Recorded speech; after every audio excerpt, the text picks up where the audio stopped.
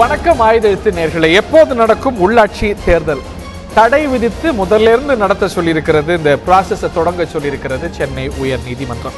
மேல்முறையீடு செய்திருக்கிறது தேர்தல் ஆணையம். கேவியட் போட்டிருக்கிறது திராவிட முன்னேற்ற கழகம். கட்சிகளிடையே, வேட்பாளர்களிடையே, ஏன் மக்களிடையே கூட குழப்பம் இருக்கிறது. அப்பீல என்ன நடக்கும், திட்டமிட்டபடி நடக்குமா, மாற்றங்கள் ஏற்படுமா, இல்லை முதல்ல இருந்து தான் நடக்க போகுதா அப்படிங்கிற ஒரு குழப்பம் ஏற்பட்டிருக்கக்கூடிய சூழ்நிலையில் ஒரு குளறுபடியான ஒரு சூழ்நிலையை பார்க்க முடிகிறது. இதற்கு மாநில தேர்தல் ஆணையம் பொறுப்பா, யார் பொறுப்பு அப்படிங்கிற கேள்விகள்லாம் எழுந்திருக்கிறது. உள்ளாட்சி தேர்தல் குளறுபடிக்கு யார் காரணம் விவாதிக்கலாம். இந்த நிகழ்ச்சியில் நம்முடைய திராவிட முன்னேற்ற கழகத்துடைய செய்தி தொடர்பாளர் வழக்கறிஞர் திரு கண்ணதாசன் அவர்கள் இணைகிறார்கள். அதே போல மூத்த வழக்கறிஞர் திரு தமிழ்மணி அவர்கள் இணைகிறார்கள். மற்றும் ஆளும் அதிமுகவுடைய தோழமை இயக்கமான இந்திய குடியரசுக் கட்சியுடைய தலைவர் முனைவர் சேகோ தமிழரசன் அவர்கள் இணைகிறார். இன்னும் சற்று நேரத்தில் மூத்த வழக்கறிஞர் திரு விஜயன் அவர்களும் இணைய இருக்கிறார்கள். முதல் கேள்வி திரு தமிழ்மணி அவர்கள்ட்ட தான் முன்வைக்க விரும்புகிறேன். இந்த தேர்தல் ப்ராசஸ் தொடங்கி ஒரு 4 லட்சம் பேர் மனு தாக்கலும் செஞ்சாச்சு. இந்த ஒரு பரிசீலனை இருக்கக்கூடிய ஒரு சூழ்நிலையில தான் இந்த ஒரு தடையே வருகிறது. போஸ்டர் வட்டியாச்சு, துண்டு சீட்டெல்லாம் கொடுக்க ஆரம்பிச்சாச்சு. இதை தாழ எல்லா கட்சிகளும் இந்த தடையெல்லாம் வரும்னு எண்ணாம பணிகளை தொடங்கிட்டாங்க. நான் கெசட் நோட்டிபிகேஷன்ல ஒரு டெக்னிக்கலான எரர் இருக்கு. 2 கெசட் நோட்டிபிகேஷன் கொடுக்கணும், ஆனா 1 தான் கொடுக்கப்பட்டிருக்குங்கிற மாதிரியான டெக்னிக்கல் காரணங்களுக்காக இது வரைக்கும் 100 கோடி ரூபாய்க்கு மேல பொதுமக்களுடைய பணம் செலவாகி இருக்கக்கூடிய இந்த ஒரு தேர்தல் ரத்து அப்படிங்கிறது சரின்னு நினைக்கிறீங்களா? ஏன்னா ஒரு டெக்னிக்கலானாலும் கூட ஒரு தவறு இருக்கிறது, இது சமதளம் சார்ந்தது என்னும் போது அது சரின்னு நினைக்கிறீங்களா, இல்ல சற்றே அதீதம்னு கருதுறீங்களா? ஒரு சரியான நீதிபதியின் தவறான தீர்ப்பு என்று நான் கருதுகிறேன். ஒரு 3 விஷயங்களை நான் சொல்லியாக வேண்டும். ஒன்று, இது போன்ற சென்சிட்டிவ் அல்லது சென்சேஷனல் வழக்குகளில் வழக்கு வருகிற போது, விரைவு நீதி தேவைப்படுகிற போது ஒரு தனி நீதிபதி அதை விசாரிக்காமல் 2 நீதிபதிகள் அமர்வுக்கு அனுப்புவது என்பது நெடுங்காலமாக கடைபிடிக்கிற ஒரு முறை. அதை செய்திருக்க வேண்டும். 1. 2, அந்த தீர்ப்பினுடைய 42வது பாராதான் தீர்ப்பு. மற்றெல்லாம் காந்தி என்ன சொன்னார், கண்ணதாசன் என்ன சொன்னார், இவர் என்ன சொல்லுகிறார் என்பது போன்ற விஷயங்கள் அனாலிசிஸ். 42வது பாராவில் தான் தீர்ப்பு. அந்த 42 பாராவை திரும்ப திரும்ப நான் படித்து பார்த்தேன். விதி 24 பஞ்சாயத்து ஆக்ட் பின்பற்றப்படவில்லை. 1, 3, 4 இதில் அத்தனையிலும் திரும்ப திரும்ப பஞ்சாயத்து சட்டத்தை பற்றி விதியை கடைபிடிக்கப்படவில்லை என்று சொல்லப்பட்டிருக்கிறதே தவிர ஒரு இடத்தில் கூட இது தேர்தல் பஞ்சாயத்துகளுக்கு, டவுன் பஞ்சாயத்துகளுக்கு, நகராட்சிகளுக்கு, மாநகராட்சிகளுக்கு, பஞ்சாயத்துக்கு ஒரு தனிச்சட்டம், நகராட்சிக்கு ஒரு தனிச்சட்டம், மாநகராட்சிக்கு 3 சட்டங்கள். முதலாக வந்த சென்னை மாநகராட்சி 1919 வந்தது. அந்த மாநகராட்சிக்கு நான் 3 ஆண்டுகள் உயர்நீதிமன்றத்தில் வழக்கறிஞராக இருந்திருக்கிறேன். பிறகு 2வது வந்தது மதுரை மாநகராட்சி, தனிச்சட்டம். 3ஆவதாக வந்த கோயம்புத்தூர் மாநகராட்சியினுடைய சட்டம் அதற்கு பிறகு வந்த அத்துறை மாநகராட்சிகளுக்கும் பொருந்தும். ஆனால் இதனுடைய விதிகள் எல்லாம் வேறு வேறு. அங்கு இருக்கிற சூழ்நிலைகளை பொறுத்து விதிகள் மாறுபட்டிருக்கின்றன ஒவ்வொரு சட்டத்திற்கும். இந்த நீதிமன்றம் 42வது பத்தியில் ஒரே ஒரு வார்த்தை கூட பஞ்சாயத்து சட்டத்தை தவிர வேறு எதையும் பற்றியும் பேசவில்லை. சமதளம் தானே அதோடைய அடிப்படையான ஒரு விஷயமா பார்க்கப்படுது. சமதளம் இன்மை. 23ஆம் தேதி, இந்த 23ஆம் தேதி தான் இந்த ரிசர்வேஷன் பற்றிய மற்ற கட்சிகளுக்கு தெரியுது. ஒரு தேதியில அறிவிப்பு வருது, கெசட் நோட்டிபிகேஷன் வருது, அன்றே வேட்புமனு தாக்கல் தொடங்குது, ஆளுங்கட்சி அன்னைக்கு அறிவிக்குது. அந்த வாய்ப்பு எதிர்கட்சிகளுக்கு இல்லை அப்படிங்கிற ஒரு முடிவுக்கு நீதிமன்றம் வந்து அந்த சமதளம் இல்லை, அந்த ஒரு லெவல் பிளேயிங் ஃபீல்ட் இல்லை அப்படிங்கிற அந்த அடிப்படையில தானே இந்த ஒரு தீர்ப்பை கொடுக்குது. சோ அதைத்தானே நம்ம முக்கியமா கவனிக்க வேண்டியிருக்கு. அது பஞ்சாயத்துக்கோ மாநகராட்சிக்கோ நகராட்சிக்கோ அது ஒரு காரணமாக இல்லை. நான் சொல்லுவது, அதனால் இந்த தீர்ப்பு பஞ்சாயத்துக்கு மட்டும்தான் பொருந்தும். திரும்பவும் சொல்லுகிறேன், நீங்கள் கேட்ட கேள்விக்கு அந்த புரிதலுக்கு தேர்தல் ஆணையமே வரலையே. மன்னித்து விடுங்கள், நான் ஒரு வழக்குரைஞர், அந்த உத்தரவை படித்தேன், மற்றவர்களை பிறக்க அக்கறை இல்லை. என்னை கேள்வி கேட்கிறீர்கள், நான் என்னுடைய இதய சுத்தியோடு உங்களுக்கு பதில் சொல்ல வேண்டும். அவர் எப்படி புரிந்து கொண்டார், இவர் அறிந்து கொண்டாரா? அப்படி புரிதலுக்கான வாய்ப்பே அதிகம் நினைக்கிறீங்க. இது பஞ்சாயத்து சட்டத்தை சுட்டிக்காட்டி திரும்ப திரும்ப எடுத்து பாருங்கள். இன்னொரு முறை தவறென்றால் திருத்திக் கொண்டு மன்னிப்பு கேட்டுக் கொள்கிறேன். 1042 உள்ளே சொல்லப்பட்டு 24 ஒரு பஞ்சாயத்து நோட்டிபிகேஷன், விதி 26 போடுங்கள், கிரிமினலைசேஷன் வரக்கூடாது என்பதற்காக கிரிமினல் இருக்க ஒரு அஃபிடவிட், இதெல்லாம் ஒரு ரூலையே புதுசாக செய்யுங்கள். அதற்கு நீதிமன்றத்திற்கு அதிகாரம் இருக்கிறதா என்பது கூட வேறு விஷயம். ஒரு விதியை உருவாக்க சொல்லி இது போன்ற ஒரு வழக்கில் தேர்தல் ஆரம்பித்து விட்ட பிறகு சொல்ல முடியுமா என்பது ஒரு மிகப்பெரிய கேள்விக்குறி. ஒன்று. 2 விஷயங்கள். நீங்கள் இப்போது கேட்ட லெவல் பிளேயிங், எனக்கு தெரிந்தவரை லெவல் பிளேயிங் எந்த விஷயத்தில் எங்கும் இருக்க முடியாது. இந்த 2 கைகளிலேயே 2 கண் பார்வையிலேயே பார்க்கிற பொருள் வித்தியாசப்படும். 2 கண்கள், என்னுடைய கண்கள் வித்தியாசமாகத்தான் இருக்கும். நான் ஒரு 300 ரூபாய்க்கு ஒரு வழக்கில் அப்பியர் ஆகிறேன். எனக்கு எதிர்த்து அப்பியர் ஆகிற ஒரு வழக்கறிஞர் 3 லட்சம் ரூபாய்க்கு மிகப்பெரிய வழக்கறிஞர். லெவல் பிளேயிங் உண்டா? 2 நீதிபதிகள், ஒருத்தர் இளையவர், ஒருவர் மூத்தவர். லெவல் பிளேயிங் நடக்கக்கூடிய காரணமா? இது நான் சொல்லுகிற உதாரணத்தை நீங்கள் சீரியஸாக எடுத்துக்கொள்ள வேண்டாம். எதுவாக இருந்தாலும் நீங்கள் என்னை அழைக்கிறீர்கள். நீங்கள் 10 மணி நேரம் எந்த டாபிக் எந்த கேட்கலாம் என்று தீர்மானித்து முடிவு செய்து 2 மணி நேரத்திற்கு முன்னால் என்னை அழைக்கிறீர்கள். உங்களுக்கு 10 மணி நேரம் அவகாசம் இருக்கிறது, தவறாக எடுத்துக்கொள்ள வேண்டாம். நான் பொதுவாக உதாரணத்தை தேடி எங்கோ யாரையோ காட்டுவது இல்லை. எனக்கு 2 மணி நேரம் அவகாசம் இருக்கிறது. லெவல் பிளேயிங் இருக்க முடியாது. மற்றும் 5 ஆண்டுகளுக்கு முன்பாலேயே இது தெரியும். 24ஆம் தேதி முடிந்துவிடும், அதற்குள் தேர்தல் நடத்த வேண்டும், எல்லோருக்கும் தெரியும். இல்ல அது தெரியும், தேர்தல் 24ஆம் தேதிக்குள்ள முடியணும்னு. ஆனா இந்த ஒரு 23ஆம் தேதி தான் எது எந்தெந்த வார்டு ரிசர்வ்டுங்கிற தகவல்லாம் மற்றவர்களுக்கு தெரியுது. 26ஆம் தேதியே தொடங்கும் போது அந்த லெவல் பிளேயிங் ஃபீல்ட் குறித்த வாதம் எழுது. நான் அடுத்த ரவுண்ட்ல விரிவா அதை பற்றி உங்கள்கிட்ட நான் விவாதிக்க விரும்புகிறேன். திரு கண்ணதாசன் அவர்கள்ட்ட கேட்க விரும்புவது, நீங்க இயல்பா இந்த வழக்குக்கு அப்பீல் தானே போயிருக்கணும், மகிழ்ச்சி தெரிவிக்கிறீங்களே. ஏன்னா உங்களுடைய மூல கோரிக்கையாக இருந்தது பழங்குடியினருக்கான ஒதுக்கீடு அப்படிங்கிறது சரிவர கொடுக்கப்படல, அது உறுதி செய்யணும் அப்படிங்கிறது தான் மூல பிரேயர். ஆனா அதை ரிஜெக்ட் பண்ணி இருக்கிறது நீதிமன்றம். வேற விஷயத்துல தடை வைத்திருக்கிறது. நீங்க தடை கோரியதா பொதுத்தளத்திலும் நீதிமன்றத்திலும் கோரியதா எனக்கு நினைவில்லை. தடை கோருவதும் உங்களோட நோக்கம் இல்லைன்னு சொல்லியிருக்கிறீங்க. ஆனா நோக்கம் அதுவாக இருக்கிறது, தடை கோர வேண்டாங்கிறது நோக்கமா இருக்கிறது, எஸ்டிக்கு ரிசர்வேஷன் கொடுக்கணுங்கிறது நோக்கமா இருக்கு. அது எனக்கு புரியல. அது எஸ்டி ரிசர்வேஷன் ரிஜெக்ட் பண்ணப்பட்டிருக்கு, ஆனா நீங்க இந்த தீர்ப்பை வரவேற்கிறீங்க. நியாயமா நீங்க அப்பீல் தானே போகணும்.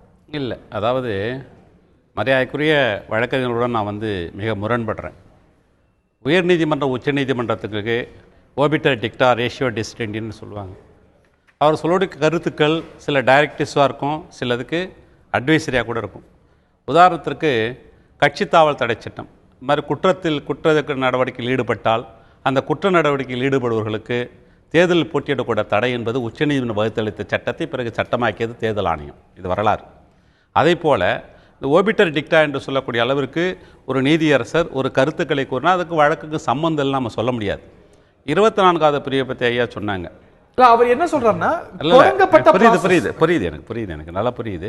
இன்றைய உடன் மரியாதைக்குரிய தளபதி அவர்கள் மிக தெளிவாக சொல்லியிருக்காங்க, தேர்தலை ஒத்தி வைக்க வேண்டும் என்றோ இல்லை தள்ளி வைக்க வேண்டும் என்றோ ரத்து செய்ய வேண்டும் என்றோ எங்களது நோக்கம் கிடையாதுன்னு சொல்லியிருக்காங்க.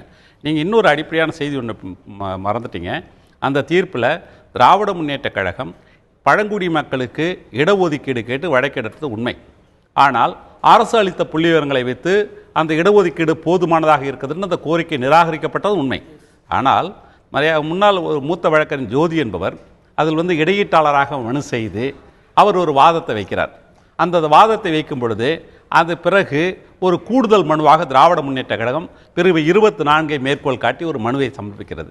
இந்த மாதிரி சரியான முறையில் கொடுக்கல. Level playing. நான் கடந்த முறையில் இங்கே தளத்தில் நான் பேசும்பொழுது ஒரு கருத்தை பதிவு செய்தேன். திராவிட முன்னேற்ற கழகம், அதிமுக, பெரிய கட்சிகள் இவர்கள் தான் தேர்தல் போட்டியிடக்கூடிய அதிகமான வாய்ப்பை பெற்றவர்கள் என்று இருந்தால் கூட இந்த உள்ளாட்சி அமைப்பு என்பது மரியாதைக்குரிய நீதியரசர் கிருபாகரன் கூறியிருப்பது போல நாடாளுமன்றம் சட்டப்பேரவை எடுத்து 3 அடுக்காக இருக்கக்கூடிய இருந்தது, மக்களிடம் நேராக அதிகாரத்தை கொண்டு சேர்க்கக்கூடிய ஒரு தேர்தல். இந்த தேர்தலில் உள்ளூரில் செல்வாக்கு பெற்றவர்கள் கூட போட்டியிடக்கூடிய ஒரு வாய்ப்பு மறுக்கப்படுது. லெவல் பிளேயிங்ன்றது அப்படிதான் நீங்க எப்படி மறுக்கப்படுதுன்னு நான் புரிஞ்சுக்கிறேன். எந்த கிரவுண்ட்ல 24 நீங்க சுட்டி காட்டுறீங்க. இல்ல அது மட்டும் இல்ல, 2 நோட்டிபிகேஷன் இருக்கணும்னு. இந்த நோட்டிபிகேஷன் 2 இல்ல, அதனால எங்களுக்கு அதை பத்தின புரிதல் இல்ல அப்படின்னு வேற யாரு கோர்ட்டுக்கு போயிருக்கலாம், அதனால எங்களுக்கான வாய்ப்பு போச்சுன்னு யாரும் போகலையே. சட்டம் வந்து சரியாக கடைபிடிக்கப்பட்டாதான் இந்த ஜனநாயக தேர் சரியா போகும். சட்டத்தை மீறி எந்த செயலும் செல்லாது. இது சாதாரண பாமரன் கூட தெரிஞ்ச ஒரு விஷயம். சட்டத்தில் இப்படித்தான் செயல்பட வேண்டும் சொல்லி அந்த சட்டத்துக்கு ஒரு நோக்கம் இருக்கு. அதாவது இந்த இந்த தகவல் நோக்கம் எதுக்கு நோட்டிபிகேஷன், அந்த நோக்கம் எதுக்கு இருக்குன்னு கேட்டீங்கன்னா 2 நோட்டிபிகேஷனா இருக்குது. நீங்க 2006ஆம் ஆண்டு கூட இதை போல வெளியிடப்பட்டதுன்னு கூட எனக்கு கடந்த ஒரு விவாதத்தில் நீங்க கேட்டீங்க. அப்பொழுது கேட்டபொழுது நோட்டிபிகேஷன் ஒரு நாள், அந்த ஷெட்யூல் இன்னொரு நாள், மற்றொரு நாள் மறுநாளாக வந்தது. ஆனா இங்க 25ஆம் தேதி 6:15 மணிக்கு வெளியிடப்படுகிறது. அது வந்து பத்திரிகையாளர் செய்தி தான், வேற ஒன்றும் கிடையாது. பத்திரிகையாளர் பேட்டி கொடுக்குறாங்க, ஆனால் நோட்டிஃபிகேஷன் வரல.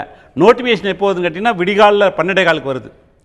நோட்டிபிகேஷன் தாமதமா வந்தது, அதனால இல்ல நீங்க அடிப்படையா புரிஞ்சுக்கல. இல்ல சட்டத்தை மீறிய செயல். நான் சொல்றேன், யாரு புகார் கொடுக்குறாங்களும் கிடையாது.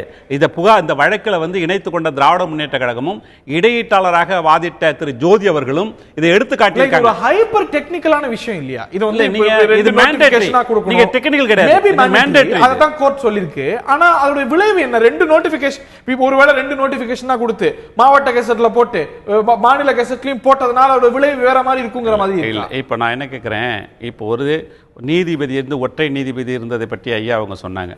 சட்டம் அதான் சொல்லுது. எடுப்பில் நான் வந்து 2 நீதிபதிகள் அதில் வந்து அப்பொழுதே வந்து என்ன பண்ணியிருக்கணும், தேர்தல் ஆணையமோ மத்திய மாநில அரசோ இதை வந்து அப்ஜெக்ட் பண்ணியிருக்கணும். நீங்கள் வந்து அதெல்லாம் யாருமே அப்ஜெக்ட் பண்ணலை. இது அடிப்படையான செய்தி. இரண்டாவதாக பார்த்தீங்கன்னா, அவர் விசாரித்த பிறகு இந்த தீர்ப்பை வந்து மேல்முறையீடு செய்வதற்கு அரசுக்கு வாய்ப்பு இருக்கிறது. அது யாரும் மறுக்க முடியாது. இப்போ சொல்லக்கூடிய வாதிக்கக்கூடிய விஷயங்கள் கூட அந்த மேல்முறையீட்டு மனுவில் இருக்கக்கூடும். அப்படிப்பட்ட சூழலில் இந்த கட்டாயம் செய்ய வேண்டிய என்ற ஒரு சட்டத்தை செய்வதாக டெக்னிக்கல் எரர்னு சொல்லி யாரும் தப்பிச்சிட முடியாது. அது தவறு தான். அதனால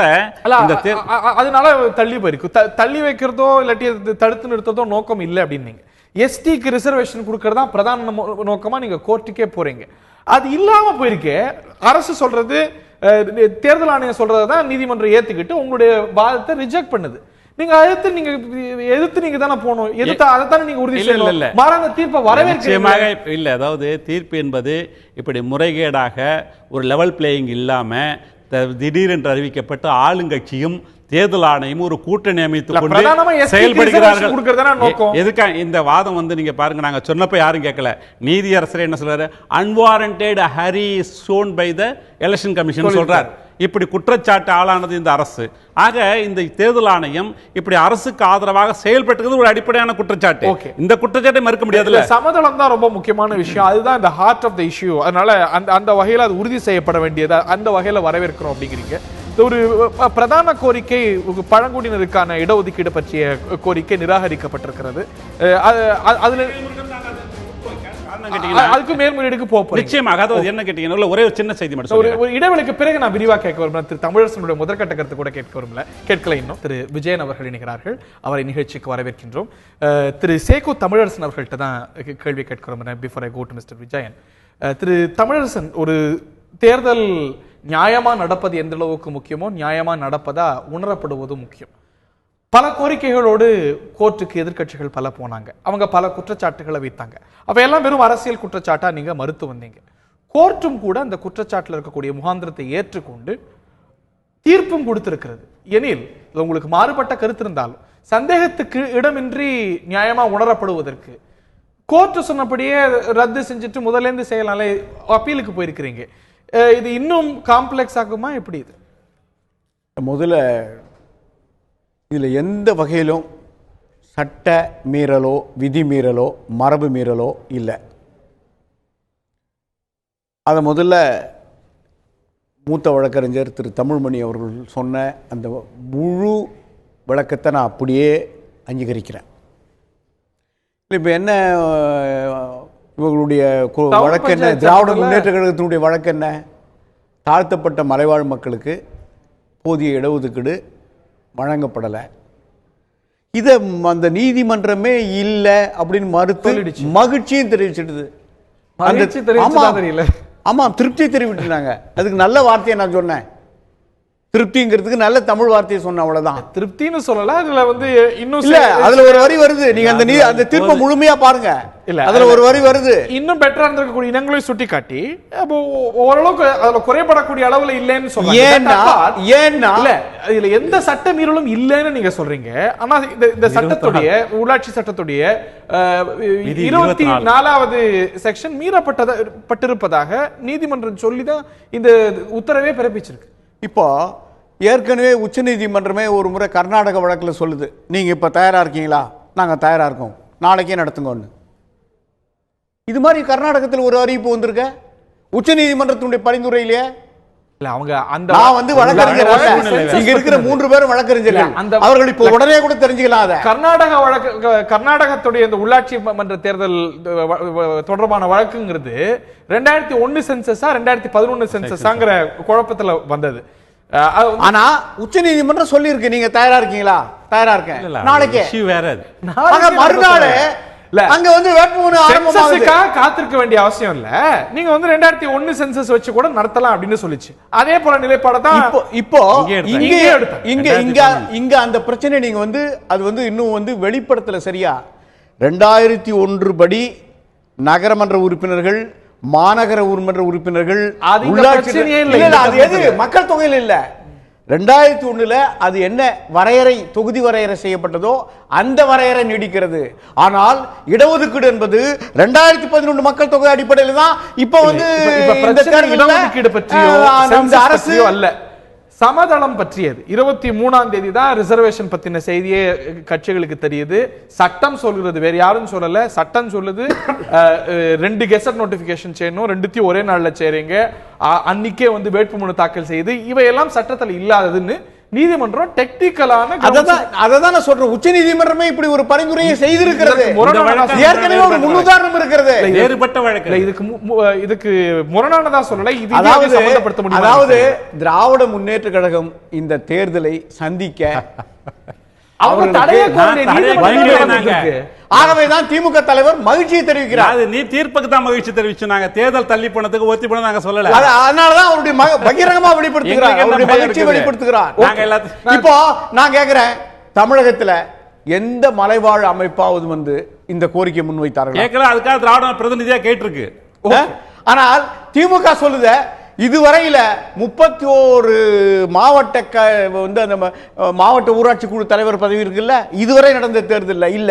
இப்பதான் முதல் முறையா ஒரு மலைவாழ் குடிமகனுக்கு நீலகிரி மாவட்டம் ஒதுக்கப்பட்டிருக்கு, கொடுத்திருக்காங்க. வந்து ஏற்கனவே இல்லாத வகையில மலைவாழ் மக்களுடைய இடஒதுக்கீட்டு அதிகரிக்கப்பட்டிருக்கிறது. அந்த கோரிக்கையை நீதிமன்றம் ஏற்கல. இப்போ வந்து இந்த ஒரு சமதளம், ஒரு லெவல் பிளேயிங் ஃபீல்ட் எல்லா கட்சிக்கும் ஒரு நகரமன்றம் ஒதுக்கப்பட்டிருக்கு, கூடலூர் நகரமன்றம். அந்த வார்த்தையை நீதிமன்றம் ஏற்கல.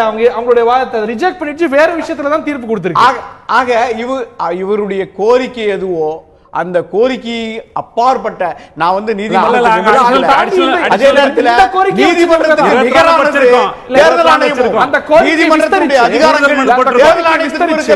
அது ஒரு சுயாட்சி அமைப்பு, மரபையும் மீறல, எந்த சட்டத்தையும் மீறல. நான் திரு விஜயன் அவர்களுடைய முதற்கட்ட கருத்தை கேட்க விரும்புறேன்.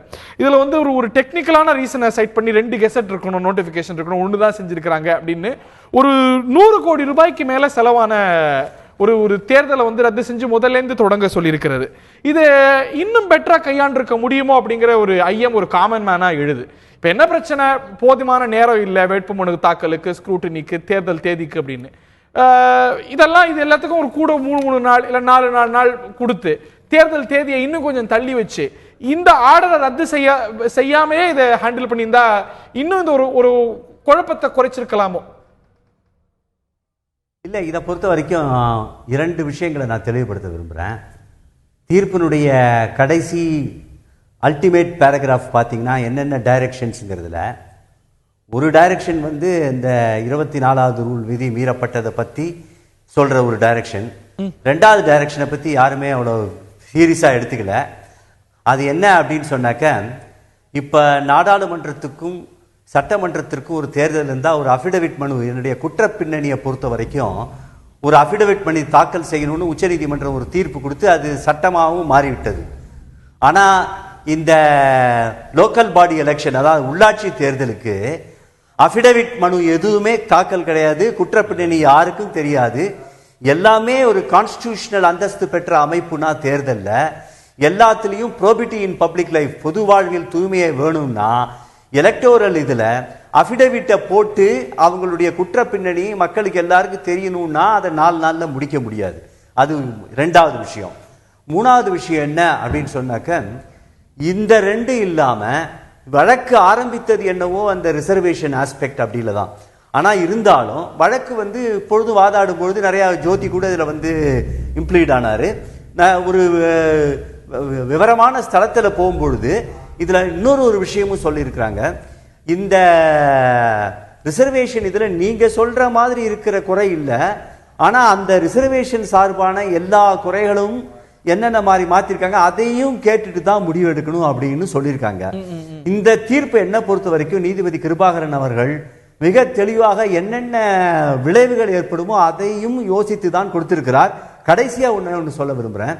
இந்த தீர்ப்பு வந்துச்சுன்னா அக்டோபர் மாசம் இந்த இவங்களுடைய இப்ப இருக்கிற எக்ஸிஸ்டிங் எம்எல்ஏ உள்ளாட்சி அமைப்புகளுடைய காலம் முடிவடைகிறதுனால அந்த டிசம்பர் வரைக்கும் அவர் கட் ஆஃப் டேட் கொடுத்திருக்காரு. அதுக்காக டிசம்பர் 12 சொல்லல. அந்த ஒரு சின்ன கேப் வந்ததுன்னா அதுல ஸ்பெஷல் ஆபீசர் கூட அப்பாயிண்ட் பண்ணிக்கலாம்னு அது வரைக்கும் தாண்டி சிந்திச்சிருக்கிறார். அதனால சின்ன கேப்ல கூட வழக்கு ஆரம்பிக்கப்பட்ட பிரதிநிதிகள் இல்லாம அதிகாரிகள் இந்த ஒரு தேர்ட் டயர் ஆஃப் கவர்மெண்ட் நடத்துறது அது இல்ல தேர்ந்தெடுக்கப்பட்ட இல்ல அதுக்கு பதில் சொல்லிடுறேன். தேர்ந்தெடுக்கப்பட்ட பிரதிநிதிகளுக்கு 5 வருஷம்னா 5 வருஷம் தான். அதுல ஒண்ணு எந்த ஒரு மாற்றம் இல்லை. அது வேற ஒரு சட்டத்தின் வேற ஒரு செக்ஷன் கீழே வருது. 5 வருஷத்தை தாண்டி சில நேரங்கள்ல ரொம்ப ரேரா இது மாதிரி நடக்கிறது உண்டு. அப்புறம் 2வது விஷயம் என்னன்னா, நார்மலா சுப்ரீம் கோர்ட் என்ன சொல்லியிருக்கு, சட்டமே என்ன சொல்லியிருக்குனாக்க தேர்தல் அறிவிப்பு வந்தவொடனே தலையிடக்கூடாதுன்னு. ஆனா அந்த தேர்தல் அறிவிப்புலேயே சட்டத்தின் மீறலும் ஃப்ரீ அண்ட் ஃபேர் எலெக்ஷனும் இல்லை அப்படின்னு சொன்னா தலையிடலான்னு உச்சநீதிமன்ற தீர்ப்பையே அந்த தனி நீதிபதி தன்னுடைய தீர்ப்புல காட்டி அதனால தான் தலையிட்டு இருக்கிறேன் அப்படின்னு சொல்றாரு. என்னை பொறுத்தவரை ஒரு நல்ல தேர்தல் நடக்கணுங்கிறது தான் ஒரு வாக்காளருடைய விருப்பம். நல்ல தேர்தல் அமைப்பு நடக்கிறதுக்கு ஒரே ஒரு விஷயம் போதாது, ஒரு 4-5 விஷயம் ஒண்ணு பின்னாடி ஒண்ணு இருக்கு. இன்னமும் கூட சட்ட ரீதியா என்ன தப்பு மத்த அளவுல இல்ல டைரக்ஷன் இல்ல மத்த அளவுல இல்லாத இருக்கிற விஷயங்கள் உள்ளாட்சி தேர்தல் இல்லாம இருக்கு. உதாரணத்துக்கு இவிஎம் மிஷின் மாதிரியான விஷயங்கள் அதெல்லாம் செஞ்சா இன்னும் சிறப்பா இருக்கும்னு சொல்லலாம். இது ஒரு குற்ற பின்னணி கூட நீங்க இப்போ இமீடியட்டா செய்யறதுக்கான ஒரு ஸ்கோப் இருக்கா? முன்பே நம்ம மற்ற மாநிலங்கள்ல அது இருக்கான்னு நம்ம பார்க்க வேண்டி இருக்கிறது. சோ நம்ம மாநிலங்கள்லயே நோட்டிபிகேஷன் இருக்கு. நம்ம மாநிலங்கள்லயே நோட்டிபிகேஷன் இருக்கு, ரூல் தான் பண்ணல. அந்த நோட்டிபிகேஷனை இம்ப்ளிமெண்ட் பண்ணல. அதுதான் பிரச்சனை. 2006 ஏன்னா குற்ற பின்னணி இருக்கக்கூடாது. ஓகே, 2006 ஒரு நோட்டிபிகேஷன் தான் இருந்திருக்கு, ரூல் விதி இன்னும் மாத்தல. அதனால ரூல் விதியை மாத்தணும் அப்படின்னு சொல்லி ஒரு 2011 ஒரு பெரிய இடைவெளி இல்ல. பிரேயர்லயே இல்ல. 2006 2011 ரெண்டுலயுமே ஒரு பெரிய இடைவெளி இல்ல. பிளேயர்ல இருக்கணும்னு அவசியம் இல்ல. ஏன்னா மவுல்டிங் த ரிலீஃப் அப்படின்னு ஒரு கான்செப்ட் இருக்கு. இது ஒரு பொதுமக்கள் சார்ந்த ஒரு ஒட்டுமொத்த, நான் இதுல எந்த கட்சியும் சார்போ எதிர்த்தோ பேசல. இது ஒட்டுமொத்த பார்வையில பார்க்கும் பொழுது பொதுமக்கள் சார்ந்த இந்த தேர்தல்கள் தேர்தல்களில் ப்ராபர்ட்டி இன் பப்ளிக் லைஃப், பொது வாழ்வில் தூய்மையை அமைய வேண்டும். அந்த எலக்டோரல் மெத்தட் ஆரம்பிக்கணும். அதனாலதான் நீதிபதி ஆரம்பிக்கும் போது இந்த வழக்கில் என்ன ஆரம்பிக்கிறாரு, மகாத்மா காந்தியில தொடங்குறாரு.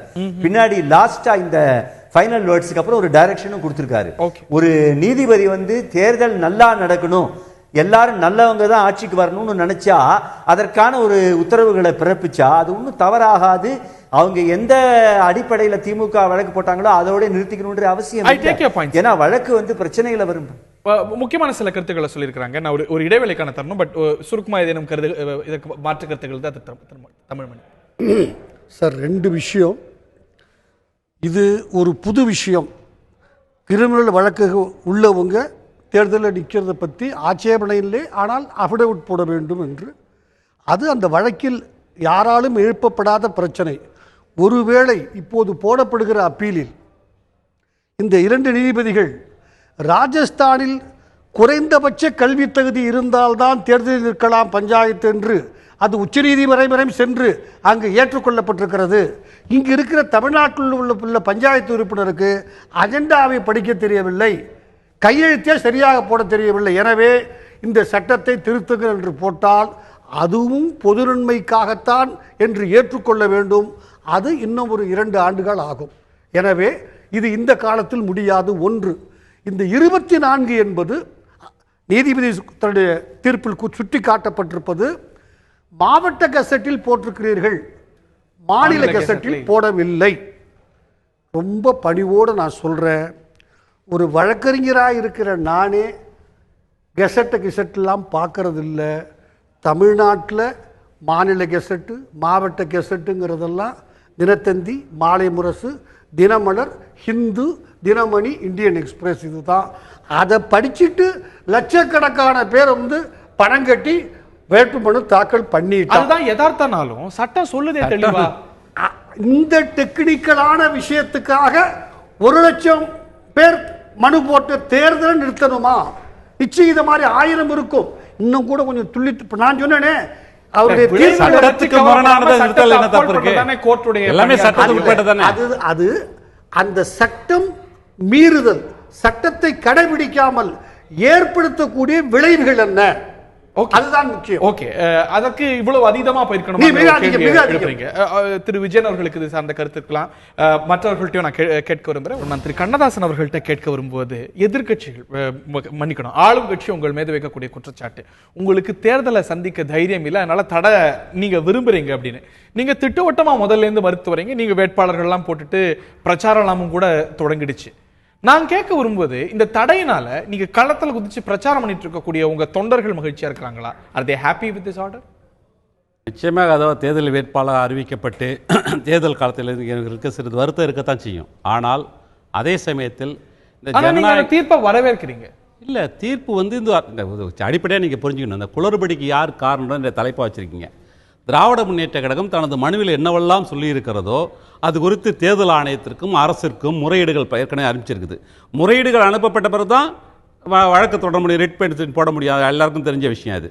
ஆக இந்த முறையீடுகள் அனுப்பப்பட்டு அவைகள் சரியான முறையிலே தேர்தல் ஆணையத்தால் கவனிக்கப்படவில்லை என்ற அடிப்படையில் தான் ரிட் பெட்டிஷன் போடுறாங்க. ஆக இதுக்கு யார் காரணம்? ரொட்டேஷன். நீங்கள் இப்போ கேட்டீங்க, உங்களுடைய அந்த கோரிக்கைகள்லாம் தள்ளுபடி செய்யப்பட்டு விட்டது பழங்குடியின மக்களுக்கு. அவர் முன்னாள் சட்டப்பேரவை உறுப்பினர் கேட்டார், இதில் அப்போ கேட்கலன்னு. அப்படி ஒடுக்கப்பட்ட மக்களுக்காக கேட்பதற்காக திராவிட முன்னேற்றம் இருக்கிறது அந்த மக்களுக்கு தெரியும். இரண்டாவதாக, அந்த கோரிக்கையின் இறுதியாக மிக தெளிவாக சொல்லப்பட்ட நீங்க உங்களோட வெளிவந்திருக்கக்கூடிய வேட்பாளர் பட்டியல்ல போட முடியும். பொது தொகுதியில போட்டிருக்கீங்களா? இல்ல, நிறைய போட்டிருக்கோம். பொது தொகுதியில தாழ்த்தப்பட்ட மலையாளம் போட்டிருக்காங்க. சென்னையில இல்ல. சென்னையில இல்ல. நீங்க என்ன கேக்குறீங்க? நான் கேக்குறோம். இப்ப நிச்சயமாக அப்படி ஒதுக்கப்பட்டால் அந்த இதுல யாரை போட முடியும்? திராவிட முன்னேற்ற கழகம் சார்பாக கூட அவங்க தான் போட முடியும். பொது தொகுதியில கூட போடலாம், போட முடியும், நிச்சயம் போட முடியும். அவங்களுக்குள்ள ஒரு சமமான உரிமையை நாங்கள் கேட்கிறோம். இங்க தான் பிளேயிங் லெவல் இருக்குது. உங்களுக்கு முக்கியமா தான் நாங்க சொல்ல வரோம். நாங்க திராவிட முன்னேற்ற போட்டா மட்டும் போடாது, எல்லாரும் போடணும்ன்றதா. ஒரு எஸ்டி கேண்டிடேட் இன்னொரு எஸ்டி கேண்டிடேட்டோட போட்டியிடுவது அதுக்காக தான் நாங்க சொல்றோம். இரண்டாவதாக, இப்படி இந்த குறைபாடு இருந்தா கூட இந்த தீர்ப்புல மிக தெளிவாக சொல்லப்பட்டிருக்கிறது. இந்த எல்லாம் இந்த ரொட்டேஷன் என்று சொல்ல 10-15 ஆண்டுகளாக மாற்று சுழற்சி முறையில் இடஒதுக்கீடெல்லாம் இருக்கணும்னு பல பேர் கேட்டுட்டு இருக்கோம். இதுவும் நாங்கள் மனுவா கொடுத்துருந்தோம். அதெல்லாம் ஏத்துக்கலையே கோர்ட். பரிந்துரைக்கிறது அதுதான். இந்த இடைப்பட்ட காலத்துல இப்படிப்பட்ட கோரிக்கை எல்லாம் தேர்தல் ஆணையம் சரி செய்து கொள்ள வேண்டும் தான் அந்த காலம். தடை வந்திருக்கிறது எந்த கிரவுண்ட்ல? 2 கெசட் நோட்டிபிகேஷன் வரணும், மாநில கெசட்ல, மாவட்ட கெசட்.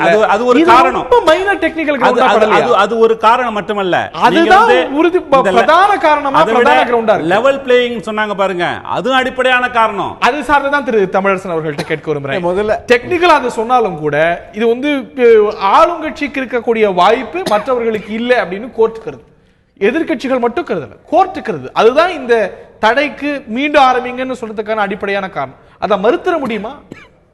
உங்க கேள்வி மேலெழுந்து வாரியா பார்க்குறப்போ பெரிய சட்டப்பூர்வமாக தெரியும். ஆனால் நான் கேட்குறேன், ஒரு பொலிட்டிக்கல் அவேர்னஸ் ஒரு பார்ட்டிக்கு இருக்குது, அரசியல் விழிப்புணர்ச்சி இருக்குன்னா அது உடனே அதுக்கு நீங்கள் வேற விதமான கற்பிதம் பண்ணுவீங்களா? தவறாதுக்கு ஒரு கண்ணோட்டம் கற்பிப்பீங்களா? ஆமா, இது ஒரு அரசியல் தேர்தல் உங்களுக்கு வரப்போகுது. தேர்தல் வரப்போகுது, முடிந்து போனது. விரைவில் வரும்னு ஒவ்வொரு நாளும் எதிர்பார்த்துட்டு இருக்கோம். ஒரு கட்சியும் தயாராகிட்டு இருக்கு. அந்த கட்சி மிக விழிப்போடு இருந்து தேர்தல் ஆணை வந்த உடனே, அரசாணை வந்த உடனே அவர்கள் உடனே போடுறதுன்னா உங்களுக்கு எப்படி 26 தொடங்குது. ஆனா 23ஆம் தேதி தான் திமுக 1.5 லட்சம் போஸ்ட் கிட்ட 1.3 லட்சம் போஸ்ட் இருக்குன்னா அதுல வந்து எது ரிசர்வ்டு யார் யாருக்கு ரிசர்வ்டு புரிதலே 23 தான் வருது அப்படின்னா எப்படி நீ ஏன் தயாரில்லைன்னு கேட்டா அது சரியா இருக்குமா? இல்ல, இது ஏற்கனவே அறிவிக்கப்பட்ட இல்ல, அறிவிக்கல. எந்தெந்த சீட் ரிசர்வ்டு அறிவிக்கப்படலையே. அது 27 அதாவது அமைச்சர் அவையிலே அதாவது என்ன விதமான மாற்றங்கள் கொண்டு வர போகிறோம்னு அறிவிக்கப்பட்டதும் உண்டு. அந்த நிலையில 50% ஒரு அரசியல் சொல்லிட்டீங்க. விழிப்புணர்ச்சியோடு இது என்னங்க ஒரு 24 மணி நேரம் 24 மணி நேரம் போதாதா அல்லது ஒரு 5 மணி நேரம் போதாதா? 1.5 லட்சம் போஸ்ட் வேட்பாளர் ஐடென்டிஃபை பண்றதுக்கு டைம் வேண்டாமா? நீங்க ஒரு அரசியல் கட்சியுடைய விழிப்புணர்ச்சியை சந்தேகப்படுவது என்பது அது ஒரு கட்சி இந்த வார்டுல ஒரு ஆண் வேட்பாளர் நிறுத்தத்துக்கு மன ரீதியா திட்டமிட்டு இருக்கும். ஆனா 23ஆம் தேதி தான் தெரியுது ஒரு பெண் வார்டுக்கான ஒதுக்கப்பட்ட தொகுதின்னு. ஒரு 2-3 நாள் இப்ப வேண்டாமா யார நிறுத்துறது? ஒரு முடிவு தூத்துக்குடி மாநகராட்சி என்றைக்கு அறிவிக்கப்பட்டது ஒதுக்கப்பட்டவர்களுக்குன்னு? தாழ்த்தப்பட்டவர்களுக்கு நன்றிக்கு ஒதுக்கப்பட்டாங்க. 25 சொல்றாங்க. இந்த தேர்தல்ல 50% பெண்கள் இடஒதுக்கீடு உண்டு. எந்த வார்டோட சீரமைப்பும் இப்ப இல்ல. அதே மாதிரிதான் வார்டு சீரமைப்பு பழைய 2006 என்னமோ அதுதான். 2011 மக்கள் தொகைப்படி இடஒதுக்கீடு வரப்போகுது. 10 முழுமையான ஆண்டுகள் இருந்த தனி தொகுதியினுடைய அந்த வரையறை எல்லாம் அது மட்டும் மாறப்போகிறது. இல்ல சார், அவ்வளவுதான் தொகுதின்னு கடைசியில் தெரியுது 50% வரப்போகுது. எல்லாருக்கும் தெரிஞ்சு ஒரு அரசியல் கட்சி விழிப்புணர்ச்சியோடு இருந்தா அதுக்கு நேரங்கள் போதும். சில மணி நேரம் விழிப்புணர்ச்சியோடு அதை நீங்கள் சந்தேகிக்கிறீர்கள் என்று அதுக்கு மேல நான் இன்னொன்னு சொல்ல 1 லட்சம் சீட்டுகளுக்கு மேல இருக்கக்கூடியதை புரிஞ்சிட்டு செயல்படுறதுக்கு சில மணி நேரம் போகுது அப்படின்னா ஒரு 39 சீட்டுக்கு 234 சீட்டுக்கு இந்திய தேர்தல் ஆணையம் 1 மாசம் 2 மாசம் டைம் கொடுக்குது. இப்போ நான் கேட்கிறேன், இவர்கள் உண்மையான உணர்வுள்ளவர்களா இருந்தா ஒடுக்கப்பட்டக்கூடிய உணர்வுகளை பிரதிபலித்தோம். இதுக்கு சொல்லுங்க. இரு நான் கேட்கிறேன் திமுக சொல்றாரு. இப்ப திமுகவுடைய திரு கண்ணதாசன் சொல்றாரு உணர்வுகளை பிரதிபலித்தோன்னு.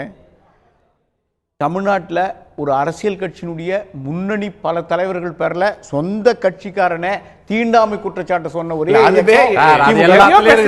நான் கேட்டது வேற. நீங்க கேட்டதுக்கு பதில் சொல்லுங்க. 1.5 லட்சம் சீட்டுக்கு புரிஞ்சுக்கிறதுக்கு ஆள போடுறதுக்கு தேர்ந்தெடுக்கிறதுக்கு சில மணி நேரம் போகுதுன்னா 39 சீட்டுக்கு 234 சீட்டுக்கு எதுக்காக இந்திய தேர்தல் ஆணையம் 1 மாசம் 2 மாசம் டைம் கொடுக்குது? இந்திய தேர்தல் ஆணையத்தினுடைய அணுகுமுறை வேறு. இது 1.5 லட்சம் 39 சீட்டுக்கு 1 மாசம் தேவைன்னா 1.5 லட்சம் சீட்டுக்கு 1.5 லட்சம் 15 மணி நேரம் போகுதுன்னு 1.5 லட்சம் தேர்தல் பொறுப்பாளர்களை அழகா இந்த தேர்தலை சந்திக்க வேண்டிய பெரும் சுமை கடன் இருக்கு. அந்த மரபுகளை ஒட்டிதான் 2006 என்ன மாதிரியான அறிவிப்பு வந்தது? எத்தனை நாள் வந்தது? அதே அறிவிப்பு சரின்னு நீதிமன்றம் சொல்லியிருக்கு. 2000 அறிவிப்பு சரியானதுன்னு சொல்லி நீங்கள் சட்டத்தை மதிக்காம இருந்தீங்களா? முறையாக சட்டப்படி 2006 நீங்கள் நடத்திய தேர்தலின் போது என்ன நடந்தது? பிரச்சனை வரலையே.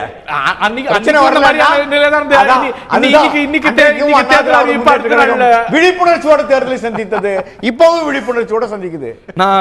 உங்களுக்கு அந்த இது இல்ல.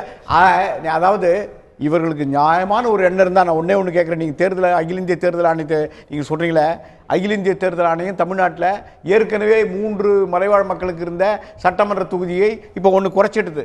மக்கள் குறைஞ்சிடுச்சுன்னு திமுக வழக்காட்டத்துக்கு போனதா? எது கேட்குறீங்க? ஏற்கனவே 3 இடம்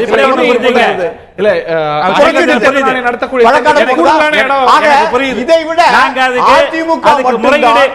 திராவிட முன்னேற்ற காலத்துல சேர்ந்தவரை மாநில அமைச்சராக இருக்கிறது. இப்ப எஸ்டி மைய காரணம் இல்ல, எதிரானது அல்ல. இப்போ இடஒதுக்கீடு உயர்த்தி இருக்கிறது. திரு கே விஜயன், உங்களுடைய இது சார்ந்த வேற ஏதேனும் முக்கியமான கருத்துக்கள் இருந்தா பதிவு செய்யலாம். என்னை பொறுத்த வரைக்கும் இந்த ரிசர்வேஷன் ஆஸ்பெக்டை பொறுத்த வரைக்கும் டீலிமிட்டேஷன் கமிஷன் பொறுத்த வரைக்கும் அது ஒரு தகுந்த ரெப்ரசன்டேஷன் கொடுத்து நம்பிக்கைக்கு பாத்திரமாக செய்திருக்க வேண்டும். நீங்கள் இன்னொரு ஒரு கேள்வி கேட்டீங்க, 39 பேருக்கும் 234 பேருக்கும் ஒரு மாதம் கொடுக்குற போது இதுக்கு என்னத்துக்கு 15 நாள்னு. அது மிக மிக சரியான கேள்வி. காரணம் என்ன அப்படின்னாக்க, 1,50,000 சீட்டுக்கு வந்து நீங்கள் முடிவு பண்ணுறதுக்கு முன்னாடி இதெல்லாம் தொகுதி பங்கீடுகள், அது எப்படி கான்சாலிடேட் ஆகுது, எப்படி சில கட்சிகள் தனியாக போட்டியிடுது, சில கட்சிகள் வந்து கூட்டணி வைக்குது, இதெல்லாம் இருக்கும்பொழுது லெவல் பிளேயிங் ஃபீல்டு அப்படி வேணுங்கிறது சொன்னதை பற்றியும் இதில் வந்து பர்பஸ்ஃபுல்லாக ஒரு மேலஃபைடு இருக்குன்னு ஜட்ஜு கருதுனதும் அதெல்லாம் விட்டுருங்க. அதுதான் வந்து செகண்டரி இஷ்யூ. முக்கியமான இஷ்யூ என்னென்னா, பொது வாழ்வில் தூய்மைக்கு 2006 ஒரு ஜிஓ இருந்தது. இப்போ அதுக்காக ஒரு அஃபிடவிட்டும் இல்லை, ஒரு ரூலும் இல்லை. அப்படின்னா ஒட்டுமொத்தமான ஒரு பார்வையில் பார்த்தா இந்த தீர்ப்பு வந்து நீதிபதி மிக சிறப்பாக செய்திருக்கிறார் என்பதுதான் என்னுடைய கருத்து. அதனால அவர் வந்து நீங்க எல்லாரும் நினைக்கிற மாதிரி அந்த ஆக்டை இது ரிஜெக்ட் பண்ணிட்டாருன்னு அர்த்தம் இல்லை. அதாவது ரிசர்வேஷன் இஷ்யூவை he says it will be referred before the appropriate authority. They will also take into consideration the reservation issue and before conducting the election சொல்லியிருக்காரு. அப்புறம் இது தடையான இல்லை, இது டைரக்ஷன்ஸ். இது இப்போ வந்ததுல எங்கேயுமே தடைங்கிற வார்த்தை கிடையாது. ஒன்னு செட் அசைடு, மீதி எல்லாம் டைரக்ஷன்ஸ். அதனால என்னென்ன டைரக்ஷன்ஸ், வீரியம் அப்படிங்கிறது பிரம்மாண்டமானது இல்லையா? இதோட விளைவுங்கிறது பிரம்மாண்டமானதா இல்லையா? இந்த வழக்கே முடியாத விளைவு, அந்த விளைவை யோசிச்சுதான் நான் விளைவு பிரம்மாண்டமானதா இல்லையாங்கிறத பொறுத்த வரைக்கும் இந்த ஒண்ணுமே இல்லாம இருக்கிறதுக்கு பதிலா ஒரு ஓரளவு ஒரு முயற்சி செய்து நீதிமன்றத்தினுடைய பார்வைக்கு உட்பட்டு, ஏன்னா அது மறுபடியும் நீதிமன்றம் தன்னுடைய பார்வைக்கு அனுப்ப சொல்லியிருக்கு, பார்வைக்கு உட்பட்டு ஒரு தேர்தல் நடக்குமே ஆனால் அது ஓரளவு குறைந்தபட்சமாவது ஒரு சரியான நபரை எல்லா கட்சிக்காரர்களும் அவர்களுடைய கட்சி சார்பில் தேர்ந்தெடுப்புக்கான ஒரு எத்தனிப்பை உருவாக்கும். இல்லாவிட்டால் எல்லாவற்றையும் போல யார் வேண்டுமானாலும் எப்போ வேண்டுமானாலும் எத்தனை ரவுடித்தனம் செய்திருந்தாலும் கிரிமினல் பேக்ரவுண்ட் இருந்தாலும் அரசியலில் கலந்துக்கலாங்கிற ஒரு விஷயம் பெருசாயிடுச்சுன்னா அது வந்து பெரிய ஒரு பிரச்சனை. அப்புறம் இதில் வந்து எல்லாருக்கும் ஒரு தெரிந்த ஒரு விஷயம் என்னன்னா, இந்த அதிகாரத்தை வந்து பிடிக்கணுங்கிறது எல்லா கட்சியினுடைய ஆசை. இப்போ வந்து முதல்வர் வந்து உடல்நலமா இல்லாமல் ஆஸ்பத்திரியில் இருக்கிற பொழுது இந்த அதிகார பரவல்ல இவ்வளவு அவசரம் காட்ட வேண்டிய காரணம் என்னங்கிறது ஒரு பெரிய கேள்விக்குறியாக தான் இருந்துட்டு இருக்கு எல்லாருக்கும்.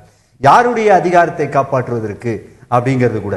அதனால இந்த மாதிரி ஒரு ஒட்டுமொத்த பார்வை உள்ளவர்கள் எல்லோரும் ஒரு 15 நாள் இந்த எலெக்ஷன் தள்ளி போனா ஒண்ணு குடி முடிவு போயிடாது பஞ்சாயத்துல. 100 கோடி ரூபாய் அதே நேரத்துல 100 கோடி ரூபாய் செலவாயிருக்கு. உங்க பணம் 100 கோடி ரூபாய் தமிழ்நாடு மக்கள் என்ன சார் சொல்றீங்க? நான் என்ன சொல்றேன், ஒரு வருஷத்துக்கு இந்தியாவில் தமிழ்நாட்டில் 1,72,000 கோடி ரூபாய் பட்ஜெட். 5 வருஷத்துக்கு எத்தனை கோடி ரூபாய்? அதனால இந்த கோடிங்கிற விஷயம்லாம் நான் சின்ன வயசுல இருந்தபோது தான் எத்தனை சைபர்னு கூட தெரியாது கோடிக்கு. இப்பெல்லாம் கோடியே 40,000 கோடி 50,000 கோடி, லஞ்சமே வந்து 25,000 கோடி 40,000 கோடிங்கிறாங்க. அதனால 100 கோடி பணம் அப்படிங்கிற ஒரு விஷயம் வந்து அல்ல முக்கியம். 100 கோடி பணத்தை செலவழிச்சுட்டு அந்த வரவங்கெல்லாம் ஒரு 5,000 கோடி அடிச்சாங்கன்னாக்க அது வந்து ஒரு தூய்மையான ஒரு அரசியலை உருவாக்குவதற்கான முயற்சியை பறிப்பதாக. இப்போ அதை பொறுத்தவரை எம்எல்ஏஸ் எம்பிஸும் கூட அஃபிடவிட் தாக்கல் செய்றாங்க, அவங்களோட கிரிமினல் ரெக்கார்ட்ஸ் கொடுக்குறாங்க. அது தூய்மையான அரசியல் உருவாக்கிடுச்சு, அது ஒரு ஃபுல் ப்ரூஃபா? இப்ப நாளைக்கு அஃபிடவிட் தாக்கல் செஞ்சாலும் அது கண் துடைப்பல்ல. கூடுமானவரை ஒரு ஓட்டு போடுபவர்களுக்கு அவர்களுடைய தராதரம் பற்றி தெரிந்து கொள்ளக்கூடிய வழக்கு இருக்குது. ஆனால் ஒரு அரசியல் மேடை விளையாட்டு என்பது வெளியிடுறாங்க எம்பி வேட்பாளர்கள் எம்எல்ஏ வேட்பாளர்கள், அதை பார்த்தா ஓட்டு போடுறாங்க. அதிகமா வழக்கு இருக்கிறவங்களுக்கு தான் அதிகமா எலெக்டிபிலிட்டி இருக்கு. அத இல்ல நான் சொல்ல வரேன். அதாவது நம்மளுடைய இல்ல அதுக்கு தான் நான் சொல்ல வந்தேன். ஒரு டிசிப்ளின் ஒரு ஸ்கூல்ல இருக்குன்னா ஒரு பக்கம் டிசிப்ளின் இருக்கு, இன்னொரு பக்கம் டிசிப்ளினை மீறது இருக்கு. டிசிப்ளினை மீறவன் தான் பெரிய ஆளா தெரியுறான், டிசிப்ளினை ஃபாலோ பண்றோம் பைத்தியக்காரனா இருக்கிறான்னு நினைச்சிட்டு இருக்கிறதுனால டிசிப்ளின் ஒன்று இருக்க முடியாது. இந்த டிசிப்ளினை ஓரளவு கொண்டு வரணும்னா நாம இந்த சுதந்திரம் அடைந்ததுலேருந்து ஒரு 50 வருஷத்துல கொஞ்சம் கொஞ்சமா அரசியல் வந்து ரொம்ப சீரழிஞ்சு போச்சு. இந்த சீரழிஞ்சு போன அரசியலை மறுபடியும் மாற்றணும்னா, அடுத்த தலைமுறை உருவாகணும்னா, இன்னைக்கு இருக்கிற அரசியல் நான் ஒத்துக்கிறேன், எது வச்சாலும் அரசியல்ல தகுதித்தம் பண்ணி ஆட்சியையும் அதிகாரத்தையும் பிடிப்பதற்கு என்ன வேண்டுமானாலும் செய்யலாங்கிற ஒரு எண்ணம் இருக்கிறது. ஆனா அது வந்து நியாயமாவும் ஆயிடுது. அந்த ப்ராப்பர்ட்டி என்ஷூர் பண்றதுக்கு அடிப்படையான சில விஷயங்களை நீங்க கருதுறீங்க. மன்னிக்கணும், நேரம் இல்ல. திரு தமிழ்மணி இறுதியான கருத்து. நேரம் 2 விஷயம் நான் சொல்லணும். இந்த நோட்டீஸ் பொறுத்த வரைக்கும் உச்சநீதிமன்றம் முன்பே என்ன சொல்லிட்டாங்கன்னா, டெல்லியில் அரசு அலுவலர்கள் ஓய்வு பெற்ற பிறகும் வேறு இடங்களுக்கு பணிமாறுதல் செய்யப்பட்டு போன பிறகும் அரசு குடியிருப்புகளை தொடர்ந்து இருந்து வைத்து கொண்டிருந்தார்கள். அது பற்றி ஒரு வழக்கு வந்தது. அதில் ஒரு கேள்வி எழுந்தது. அவருக்கு தெரியும், அங்கே உட்கார்ந்திருக்கிறார்களே அந்த அலுவலருக்கு நோட்டீஸ் கொடுக்க வேண்டாமா? உச்சநீதிமன்றம் சொன்னது கொடுக்க மாட்டோம். ஏனென்றால் தினம் இந்த வழக்கு நடக்கிறது என்று பத்திரிகைகளில் தினம் பத்திரிகைகள் போடுகிறார்கள். அவர்கள் வந்து உச்சநீதிமன்றம், நான் சொல்லவில்லை, அவர்கள் வந்து தங்களை ப்ரொடெக்ட் செய்ய வேண்டுமானால் அவர்கள் வரட்டும், நாங்கள் நோட்டீஸ் கொடுக்க மாட்டோம். அதுதான் உச்சநீதிமன்றம் சொன்னது. ஒன்று. இரண்டு, நான் பஞ்சாயத்துகளுக்கு சிறப்பு வழக்கறிஞராக இருந்திருக்கிறேன். நானும் விஜயனும் பல வழக்குகள் அப்பீராயிருக்கோம் எழுத்து. ஒரு பஞ்சாயத்து அட்மினிஸ்ட்ரேஷன் எனக்கு நன்றாக தெரியும். அங்கு இருக்கிற உறுப்பினர் அதிகாரிகள் ஒரு பஞ்சாயத்துகளில் ஒரு பிடிஓ, ஒரு அடிஷனல் பிடிஓ, டெப்டி பிடிஓ, ஒரு இன்ஜினியர், 18 கிளார்க். அவங்ககிட்ட ஸ்பெஷல் ஆஃபீஸராக போடுறதுக்கு ஆட்கள் கிடையாது. 30 பஞ்சாயத்து, வில்லேஜ் பஞ்சாயத்துக்கு ஒரு கிளார்க், A3 இந்த பஞ்சாயத்து பிரசிடென்ட், A4 அங்க. பல பஞ்சாயத்துகளில் நீங்கள் அதிர்ச்சி அடையக்கூடிய அளவுக்கு வருமானம் இருக்கிறது. கொட்டிவாக்கம் ஒரு அட்ஹாக் அரேஞ்ச்மென்ட் தானே, சில நாட்களுக்கு, அவ்வளவுதானே. ஒரு நாள் போட்டால் கூட எப்படி சம்பாதிக்க வேண்டும் என்று அவர்களுக்கு தெரியும். அதுவும் ஆபத்தானதுன்னு நீங்க கருதுறீங்க? மிக மிக ஆபத்தான நேரம் இல்ல. ஒரே நிமிஷம் தான். அதாவது இந்த குளறுபடியை மற்றொரு குளறுபடியாக தேர்தல் ஆணையம் ஏற்கனவே ரத்து செய்யப்பட்ட ஒரு ஆணையை இப்ப நோட்டிபிகேஷனை கேப்டன் மேலும் ஒரு தவறை செய்திருக்கிறது. தவறா இல்லையா அப்படின்னு நம்ம வேற விஷயம் நம்ம விரிவா இன்னொரு கட்டத்துல 39 நாடாளுமன்ற அறிவிப்பு அதுக்கு அவ்வளவு நாடு தர்றாங்களேன்னு. டீலிமிட்டேஷன் கமிட்டி, மறுசீரமைப்பு குழு வந்து கூட நாடாளுமன்றமோ சட்டமன்ற தொகுதிகளோ அரை நூற்றாண்டு காலம் கூட தனி தொகுதியா இருக்கு. ஆனா இங்க மாறிட்டு இருக்கு. 2 முழுமையான ஆண்டுகளுக்கு பிறகு மாற்றணும். பிரச்சனை ரிசர்வேஷன் பத்தி இல்ல, சமதளம் பத்தி இல்ல. ஆக இதற்கு மேல வழக்கு போடுறாங்களே தமிழகத்துல வந்து இப்ப 40வது நாடாளுமன்ற தொகுதி அமைக்கப்பட வேண்டும். அது வருமானால் அது 8வது தனி தொகுதியா இருக்கும். அதுக்காக திராவிட முன்னேற்ற ரிசர்வேஷன் பற்றியது அல்ல, இங்க இந்த சமதளம் பற்றியது அப்படிங்கிறதுனால தான் நாம் பார்க்க வேண்டியிருக்கிறது. உள்ளாட்சி தேர்தல் குளறுபடி ஏற்பட்டிருக்கிறது. இதுக்கு யார் காரணம், என்ன தீர்வு, எப்படி தீரப்போகிறது, அறிவித்தபடி நடக்க போகிறதா, மாறப்போகிறதா பார்க்கணும். நிகழ்ச்சியில் பங்கு கொண்ட விருந்தினர்கள் அனைவருக்கும், பார்த்த நேயர்களுக்கும் நன்றி. இன்னும் நிகழ்ச்சியை சந்திப்போம். வணக்கம்.